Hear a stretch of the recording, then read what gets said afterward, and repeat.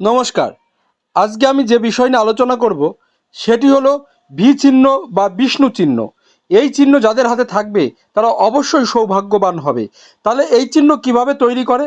দেখবেন এইভাবে হৃদয় রেখা উঠে গিয়ে বৃহস্পতির ক্ষেত্র এবং তার মাথায় একটি আকৃতি ভি আকৃতি তৈরি করে।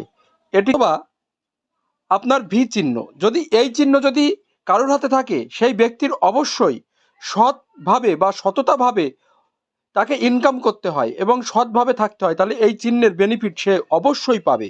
এবং এই চিহ্ন যাদের হাতে থাকে তারা জীবনে ভালো রকম অর্থ ইনকাম করে। এবং এই চিহ্ন অনেক সময় দেখা গেছে যে লাভ ম্যারেজের ইন্ডিকেট করে, তবে সব ক্ষেত্রে না। তবে সেক্ষেত্রে অন্য বিবাহ রেখাটাও তাকে দেখতে হবে যে কিভাবে আছে। যদি এখানে যদি এর পাশাপাশি যদি ক্রস চিহ্ন থাকে তাহলে সেই ব্যক্তি অবশ্যই